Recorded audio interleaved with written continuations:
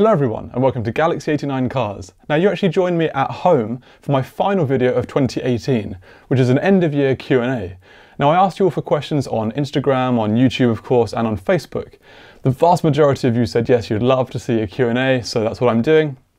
Despite this, I've only got a handful of questions, but I'll try my best to answer every single one. Before I get into the questions, I just want to show you off some merch. Obviously, I've got a new merch brand. This is a part of it. It's called 8iX, which if you haven't already kind of worked out, it's for 89, which is obviously the extension of my YouTube name. Really high quality products. As you can see, this fits me really, really well. So the hoodies are a polyester cotton blend. Premium t-shirts are fully cotton. Really nice, really soft, really thick material, really good quality. So link is in the description. Please help me out. Please go and buy something. It's really good for you as well. And there's also a 10% off code at the moment, Xmas10, all in the description of the video. So what I'm going to do first is just use my phone for this, and I'm going to go through the questions on YouTube first. So I got 3 questions, despite like 30 of you saying you'd want it. And the first one, I apologize if I screw up anyone's name, is Hyre Farezi, and what is the most exciting car you have ever reviewed? In terms of in-depth videos, the most exciting car is probably the 1-to-1. It is, has the highest level of probably aerodynamics of any road car that I've ever reviewed, and just the technology and innovation and the level of design and finishing on that is absolutely insane and like nothing else you're going to see. In terms of driving, probably in terms of exciting, probably the Lamborghini Huracan from EV Hire. That was probably the most exciting car I've ever driven. It feels like being in a little rocket with a rocket strapped to the back of you. Sai Bon asked, what does 2019 hold in store?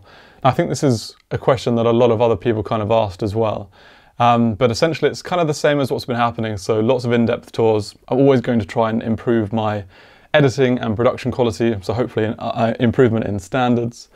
I also want to get more into the kind of real-world reviews that I've been trying to do, like the E53 AMG, for example. Try and, you know, be a bit more confident on camera, be a bit more concise, just try and do more videos. I had a bit of a gap for various reasons this year, but hopefully I can bring you lots of good content in 2019. Oh, and also press again, hopefully, for the Festival of Speed. Getting press this year helped me tremendously with the amount of angles and different shots and footage I was able to get, which in turn helped me out get the best content I've ever got. And I got some really good views from that, so it's really good feedback. So hopefully that as well, and also potentially full press accreditation for the Geneva Motor Show in March. So watch this space for that. And Jonah Abhishek, hi bro, what's the fastest car in the world? Don't think it's a silly question. This guy's basically just, well, he wants to know what the fastest car in the world is. So there are a few ways we can look at that. In terms of 0 to 62 mile per hour time, I'm pretty sure at the moment it's something like a Tesla Model S P100D with ludicrous mode. It's near to just the 2 second flat mark. Then you've also got the Bugatti Chiron, because it's a 4-wheel drive system. It's 2.5 seconds, so probably one of those. If not, maybe a Porsche 918 Spider. In terms of overall top speed, I think that the actual proven fastest road car is the Koenigsegg Agera RS. Now one of those did an official V-Box time of like 284 miles per hour when it was in the US on one of those really long straight roads that they've got. So that's that. But then of course we're looking at 183 mile per hour, 300 kilometer per hour times now as well. And in all honesty, it's probably going to be a Bugatti or a Koenigsegg. So that is it for the actual questions I've been asked on that post. I have been asked a question quite a lot recently, which is, hey bro, how do you get so lucky, in reference to what cars I've been filming? And I have to admit, I do get quite lucky. Of course, I'm not the biggest YouTuber in the world, so I guess I am quite lucky in respect of the things I get to film, but more than anything, it's actually it's just a lot of hard work that's gone into it. Remember, I've been doing like the in-depth videos now for 2 years, and I've only got just over 18,000 subs and 6 million hits overall. But some videos can get 5 figures, some videos can get 6 figures, some 7 figures. So there is some level of reach for what I do, and it is quite sort of sensible. It's not just me messing about, sort of acting kind of stupidly with the cars. I have a real appreciation for what I'm filming. So I think a lot of brands and manufacturers and dealers see that, and they see that they could get a good reach from it, and they just go ahead with it. So on to Instagram, where the questions are kind of the same, really, a similar kind of vein. Phil has asked, what car do you plan on buying after you've ditched your Porsche? Well, the Porsche is actually already gone, and I've made several posts on Instagram and various accounts on this. And I've written a blog as well, which I shared around, so check that out. As an FYI to the whole Porsche situation, the reason I didn't make much content with it, if you haven't read the blog, is because in all honesty, it's the best car I've ever driven. It's just a little, £10,000, 15-year-old Porsche Boxster, but it honestly is the best car I've ever driven. And I've driven, 20 cars, 25 cars, something like that. The sound of it is incredible, around 3,500 RPM.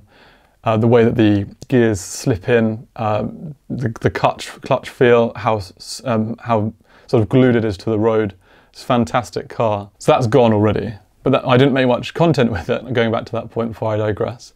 It's because when I got it and I kind of realised how good it was, I basically just wanted it to be a really personal experience, and one that I didn't want to kind of have to sort of saturate or dilute with having to make content. Of course, it's kind of my job to make content in a way, but I just thought, I just want to enjoy this for myself.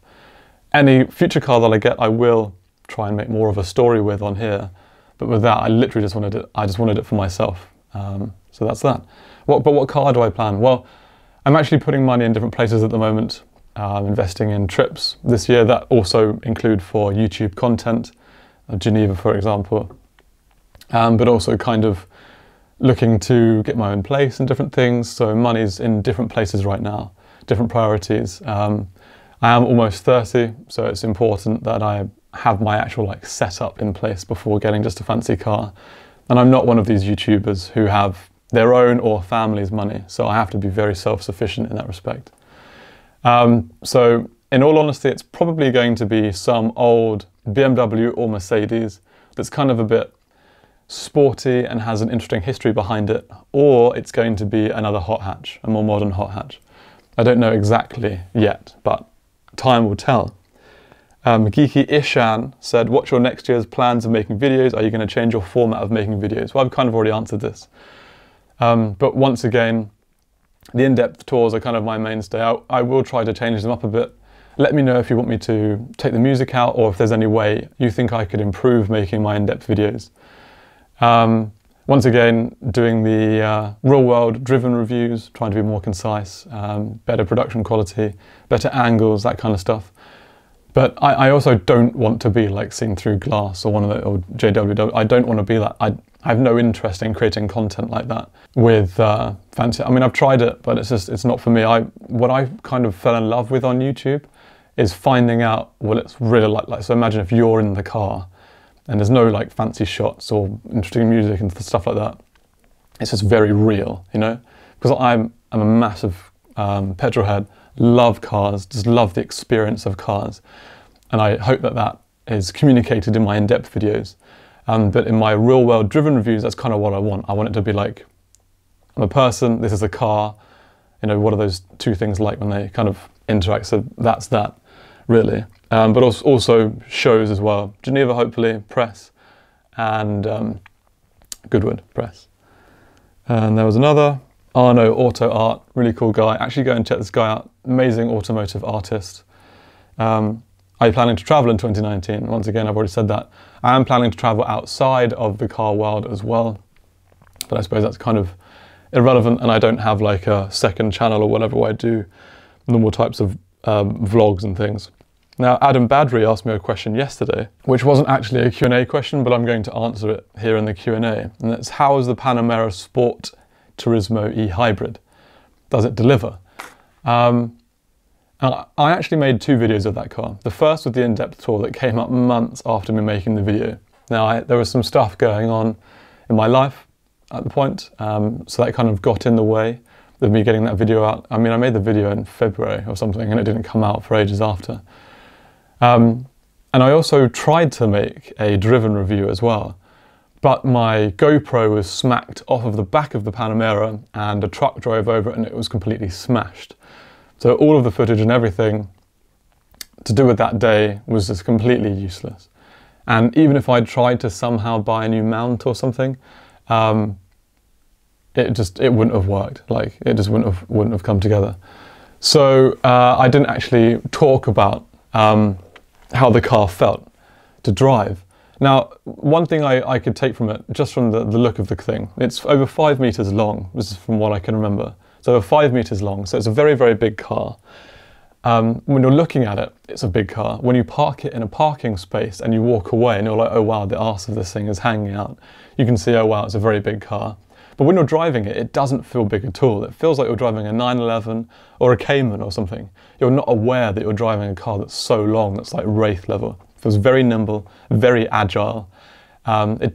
It's obviously has an element of luxury to it, but it's not like a luxury product. It's sort of motorsport inspired, as with all Porsches. That's what comes across first. That's what's predominantly true for the car and what's most noticeable. And the performance is there. The interior is styled in that motorsport style, despite having luxury elements and being very well specified in terms of its infotainment system and ambient lighting and all that kind of stuff. But yeah, it definitely delivers in that respect. But if you want a true luxury car, probably go for something like, you know, BMW or Mercedes, something along that line. Because the Porsche, like I said, it does deliver luxury, but it's also, you know, very heavily like motorsport inspired. So anyway, I think that's probably the final question I can find. Just want to say thank you all for your support in 2018. Some of you have sent me some really amazing comments this year. It's been absolutely incredible. I don't expect to have some of the things said to me, the positive things said. So I really genuinely appreciate that you enjoy my content, you like my style. And the main opinion coming out of 2018 is that my channel is hugely underrated. Well, maybe it is, maybe it isn't, and I appreciate the fact that some of you think that. I just want to wish you all happy holidays, Merry Christmas, and of course a Happy New Year. Let's hope that 2019 can be a fantastic year for all of us. So until the new year, I just want to thank you once again for your support and for viewing in 2018. Please subscribe for the latest content, and until next time, thanks for watching.